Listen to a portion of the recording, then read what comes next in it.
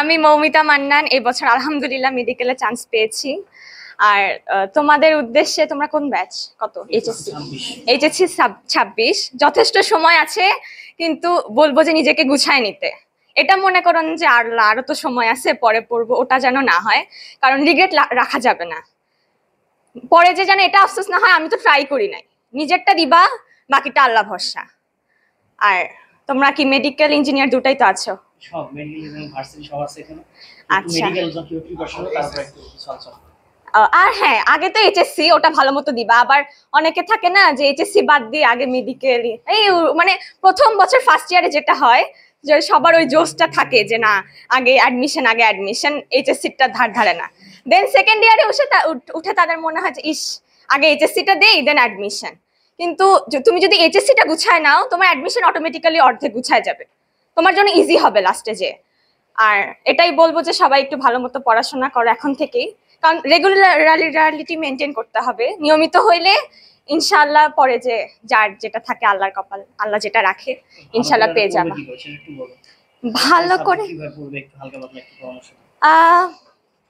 সায়েন্সের তোমরা স্যার যেটা পড়ায়, তোমরা তো প্রাইভেটে আসো, সবাই তো প্রাইভেটে আসো, করো, ঠিক আছে, কিন্তু সমস্যা হলো বাসায় যে ওটা দেখো না।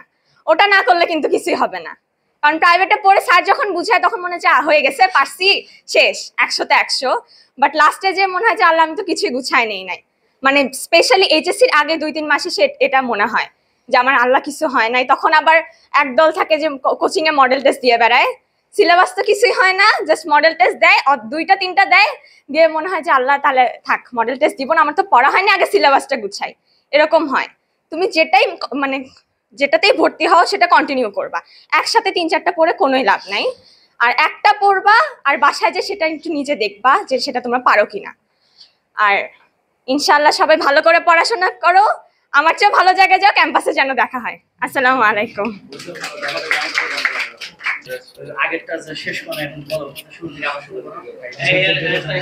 আসসালামু আলাইকুম, আমি সাব্বির আহমেদ শরণ। আমি এমআইএসটি ভর্তি পরীক্ষায় 302তম। আমার school Bogura can public, college Bogura can public.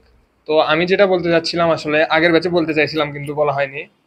তো বগুড়া ক্যান পাবলিক স্কুলের একজন শিক্ষক একদিন বায়োলজি পরীক্ষাতে খারাপ রেজাল্ট করার জন্য আমার আম্মুকে কলেজে যেতে হয়েছিল।